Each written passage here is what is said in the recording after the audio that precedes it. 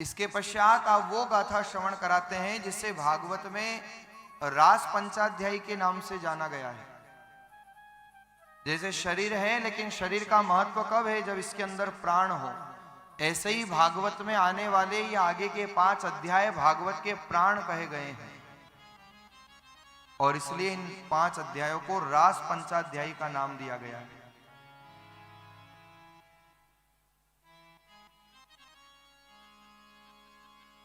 किसे कहते हैं महारास? रसानाम समूह इति रासः। हर जीव रस की आकांक्षा में है, हर जीव रस चाहता है। किसी को भजन सुनने में रस आता है, किसी को सत्संग सुनने में रस आता है, किसी को केवल भोजन करने में रस आता है, किसी को सिनेमा देखने में रस आता है, किसी को घूमने में रस आता है। सबका अपना अपना रस है। लेकिन जहां पर सभी प्रकार के रस घनीभूत हो जाए, जहां पर संसार के सभी प्रकार के रस एकाग्रीभूत हो जाए, रसानाम समूह इति रासः, उसे रास कहा गया। रस क्या है? रस परमात्मा का स्वरूप है।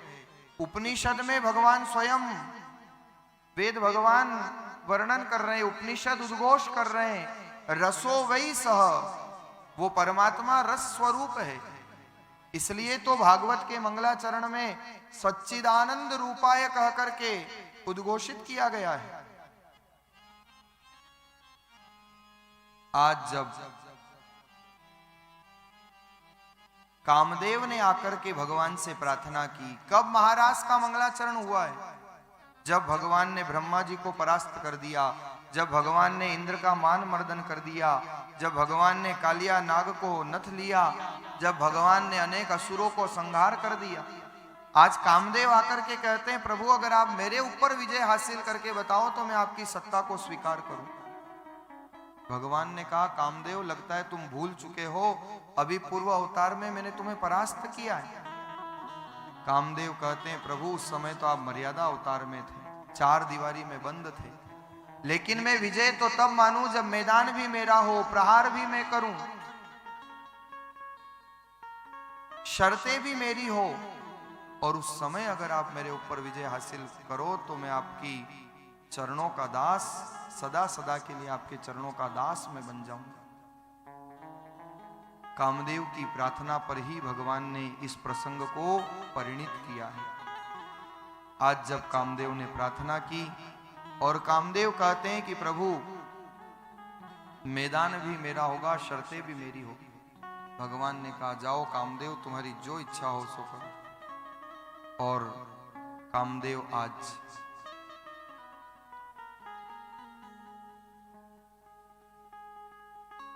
अपने बाणों का प्रहार करने की तैयारी करते हैं। ये महाराज का प्रसंग कोई काम प्रसंग नहीं है, ये काम विजय लीला है। भगवान ने इस लीला के माध्यम से कामदेव पर विजय हासिल की, और इसलिए महाराज के प्रसंग को सुनने से पहले अंतर्द्वंद का समाप्त होना आवश्यक है। जब तक हृदय में द्वंद रहेगा तब तक महाराज का जो मूल तत्व है उसे हम समझ नहीं पाएंगे, क्योंकि ये जीव और शिव की एकता का प्रसंग है, साधारण प्रसंग नहीं है। और फिर ध्यान रखना, कई लोग जो इस विषय में प्रश्नवाचक चिन्ह खड़े करते हैं, उनसे कहना चाहूंगा कि सुना कौन रहे? सुखदेव जी जैसे परिव्राजक सन्यासी, जिनके शरीर पर अलक्ष लिंगो निजलाभ तुष्टः बालेर अवधूत वेशः, जो परिव्राजक सन्यासी है। और फिर सुन कौन रहा है? राजन परीक्षित, जिनकी अवस्था क्या है? मरणासन अवस्था में, 7 दिन में मृत्यु होने वाली है।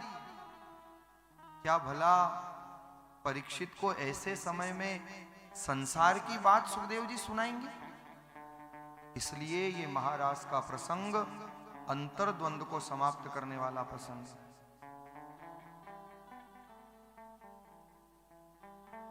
ये वो प्रसंग है जहां जीव और शिव की एकता का मिलाप होता है। आज जब कामदेव ने प्रार्थना की तो उस प्रार्थना पर भगवान प्रसन्न होते हैं। शरद पूर्णिमा की वो रात है जहां पर चंद्रमा से अमृत बरस रहा है। चंद्रमा की चांदनी मानो इस पृथ्वी पर अटखेलियां कर रही है। और भगवान ने आज उसी शरद पूर्णिमा की अर्धरात्रि में यमुना के किनारे, जहां मंद सुगंध हवा बह रही है, जहां यमुना का जल उत्ताल तरंगे ले रहा है, और आज कन्हैया अपने अधरों पर बांसुरी विराजमान करते हैं। भगवान अपि तारात्रि शरदोत्फुल्लमल्लिका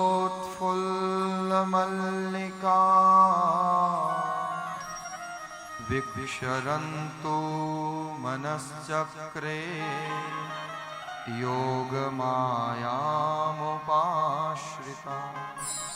भगवान अपि तारात्रि, उस रात्रि में, शरद पूर्णिमा की रात्रि को, आज जब भगवान वेणुनाद करने लगे, बांसुरी बजाने लगे, अर्धरात्रि में जब अपने अधरों पर भगवान ने बांसुरी को विराजमान किया और जो फूंक भगवान ने लगाई, इस अर्धरात्रि में शरद पूर्णिमा की रात में बजी भगवान की बांसुरी। जिस गोपी ने इस बांसुरी की धुन को सुना,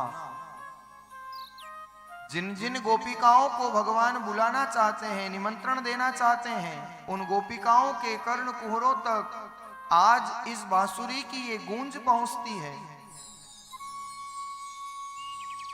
और जो गोपी जिस अवस्था में है, उसी अवस्था में दौड़ी चली आती है, उसी अवस्था में भागी चली आती। कोई छोटी रात्रि नहीं थी, 6 महीने की एक रात थी शरद पूर्णिमा की रात। कोई गोपी आंगन लीप रही थी, हाथ में गोबर सना हुआ है, दौड़ पड़ी। कोई गोपी भोजन बना रही थी, आटे से सना हुआ हाथ है, और उसी हाथों से आज गोपी कन्हैया की तरफ दौड़ रही है। गोपिकाओं को देह की सुध-बुध भी नहीं रही, जो जिस अवस्था में थी उसी अवस्था में कन्हैया की तरफ भागी चली जा रही है। और जब गोपिकाएं दौड़ी है तो भक्तों ने अपने भाव प्रकट किए कि कन्हैया की जब बांसुरी बजती है तो गोपिकाओं के अंतःकरण की स्थिति क्या होती है। बोलिए कृष्ण कन्हैया लाल की जय। नंद जीरा लाला मैं फेरू थारी माला, नंद जीरा लाला मैं फेरू थारी माला। हो नंद जीरा लाला मैं फेरू थारी माला।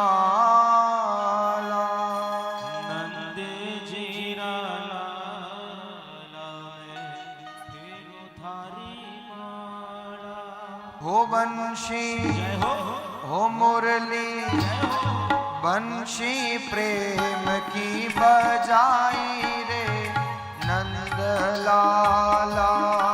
बंशी प्रेम की बजाई रे नंद लाला। हो मुरली प्रेम की बजाई रे नंद लाला।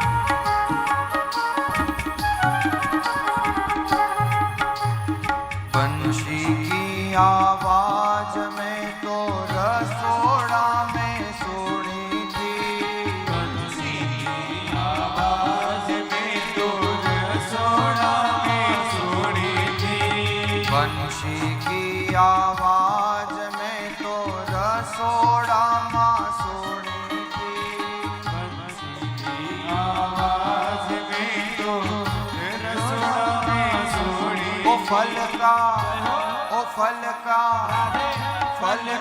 भोग थी छोड़ आई रे नंद लाला। ओ फल का भोग थी छोड़ आई रे नंद लाला।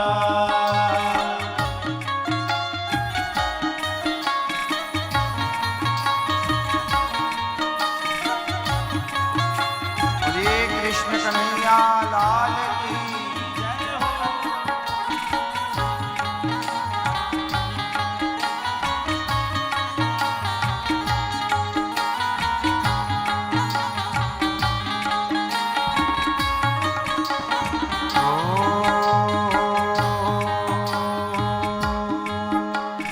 बंशी की आवाज में तो बागा माँ सुनी थी।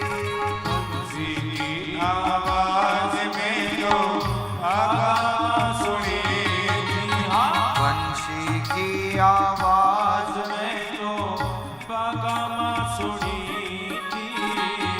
बंसी की आवाज में तो बागा सुनी। ओ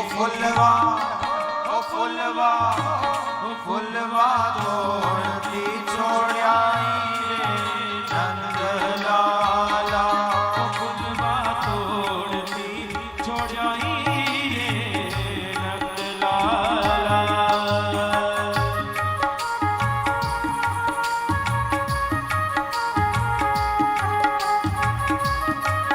हरि बोल।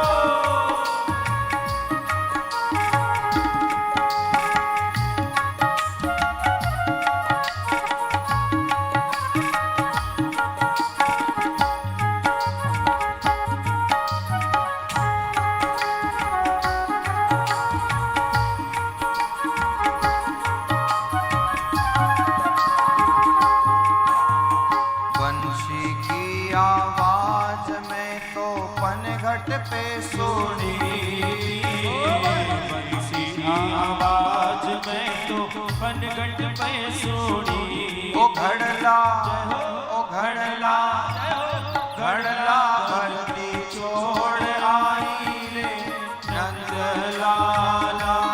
घड़लो भरती छोड़ आई रे नंद लाला।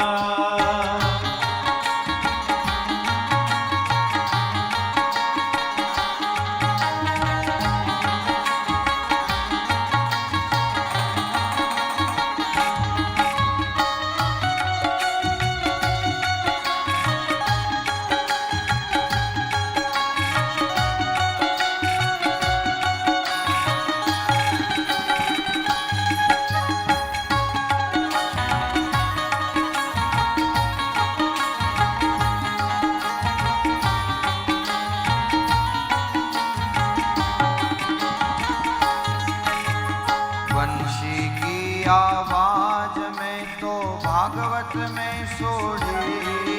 अरे बंसी की आवाज में तो भगवत में सोनी। बंशी की आवाज में तो भागवत माँ सोड़ी। बंसी की आवाज में तो भगवत में सोनी। ओ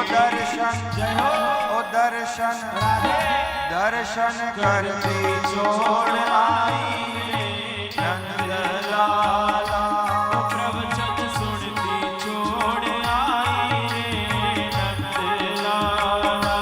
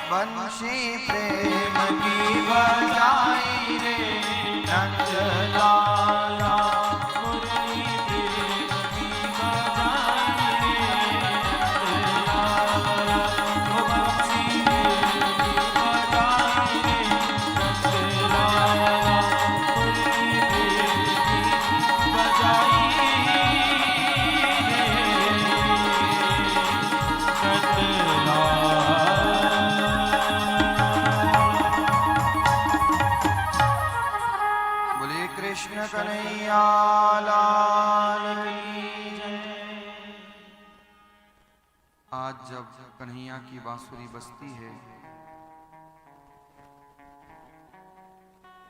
कन्हैया अर्धरात्रि में जिन गोपिकाओं को बुलाना चाहते हैं, उन्हीं गोपिकाओं के कर्ण कुहरों में आज कन्हैया की बांसुरी की ये धुन गई है। एक वेणुनाद आप लोगों ने कल भी श्रवण किया था, लेकिन कल की बांसुरी में जो अंतर है, उस वेणुनाद को गोपियों ने तो सुना ही, लेकिन गोप भी सुनते हैं, ग्वाल भी सुनते हैं, गायें भी सुनती है, बछड़े भी सुनते हैं, और जिसने सुना सब कन्हैया की तरफ दौड़ चले। लेकिन आज जब कन्हैया ने शरद पूर्णिमा की अर्धरात्रि में वेणुनाद किया, तो भगवान केवल और केवल उन गोपिकाओं को श्रवण कराते हैं जिन गोपिकाओं को भगवान महाराज का आनंद देना चाहते हैं। गोपिकाएं दौड़ करके चली आई है, और जैसे ही गोपिकाएं आई, भगवान ने क्या अद्भुत लीला रची। भगवान कहते हैं, गोपिकाओं तुम क्यों आई हो? अरे इस अर्धरात्रि में तुम्हें अपने घर पर होना चाहिए, यहाँ क्यों आई हो? वापिस चली जाओ यहाँ से। गोपिकाएं कहती है, प्रभु ये क्या आपका नियम है?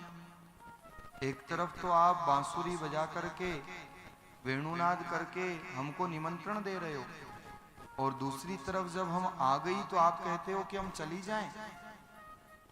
अगर भेजना ही था तो प्रभु बुलाया क्यों?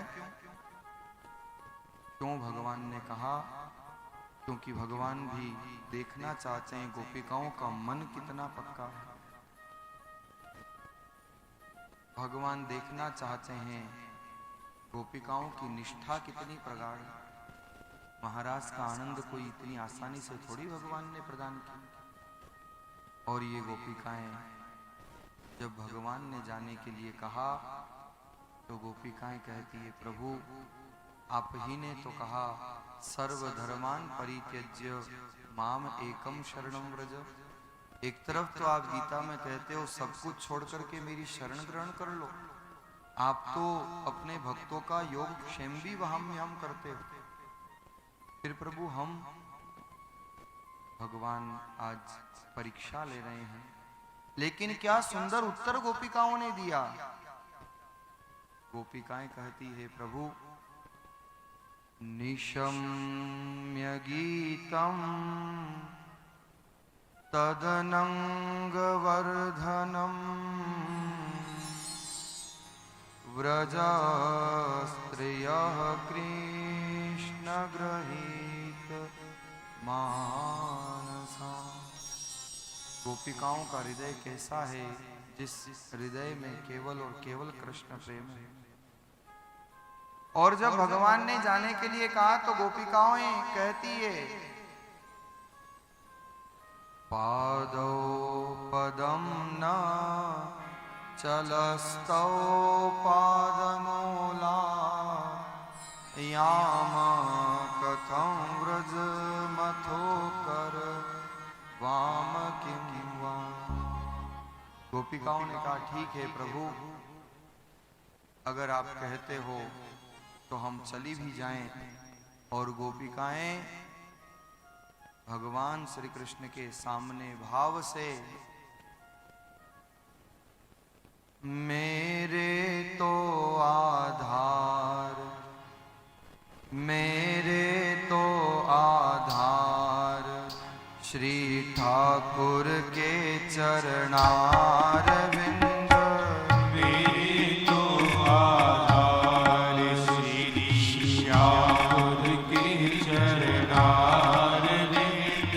ठाकुर के चरणार विंद, बाबा के चरणार विंद।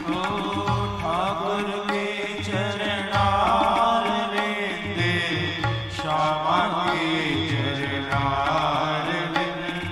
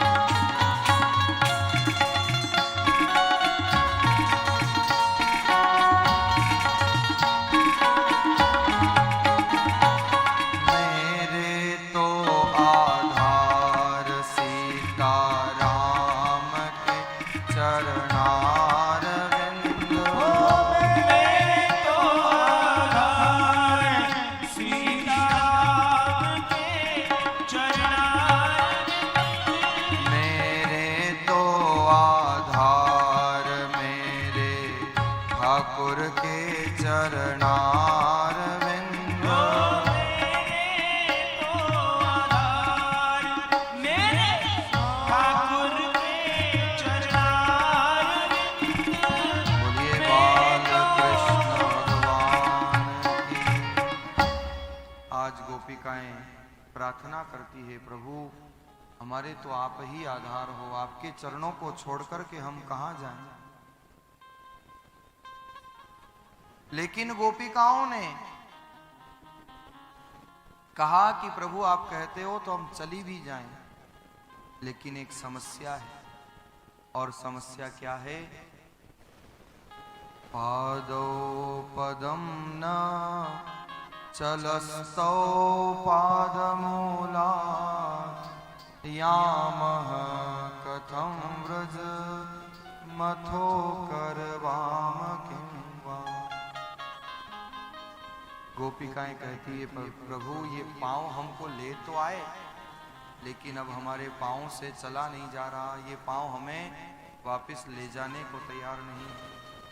और इसलिए गोपिकाएं आज वापस लौटती नहीं हैं। गोपिकाओं ने कहा, प्रभु हमारे तो केवल आपके चरणों का आधार है। भगवान समझ गए गोपिकाओं का प्रेम दृढ़ है, और इसलिए भगवान ने आज गोपिकाओं को महाराज के मंडल में महाराज का आनंद प्रदान किया। लेकिन क्या जिन गोपिकाओं को भगवान ने महाराज का आनंद दिया, आज उन गोपिकाओं के हृदय में अंदर से अहंकार जागृत हो जाता है, और वो गोपिकाएं सोचने लगी हम तो संसार की सर्वश्रेष्ठ स्त्रियां हैं, हमसे श्रेष्ठ कौन हो सकता है। इसलिए तो परमात्मा सबको छोड़कर के हमारे पास आए। गोपिकाएं जब मन में अहंकार करती है तो महाराज का आनंद प्रदान करते करते भगवान मध्य में से अंतर ध्यान हो गए। भगवान ने प्रस्थान कर दिया। गोपिकाएं अब विरह वेदना में कातर होने लगी, तड़पने लगी, और गोपिकाएं प्रार्थना करती है, हे दर्शो के तन तजू तुम बिन रयो न जाए। हे प्रभु या तो आप दर्शन दो, अन्यथा हम अपने प्राणों का त्याग कर देंगे। कौन है गोपी? गोपी किसी वेश का नाम नहीं है, गोपी किसी स्त्री का नाम भी नहीं है, गोपी भाव का नाम है। और इसलिए या तो गोपी बन जाओ, या बालक बन जाओ, या भोले बन जाओ, और या फिर ब्रह्म ज्ञानी बन जाओ। इन चारों ही अवस्थाओं में भगवान की अनूठी और अविलंब कृपा होती है।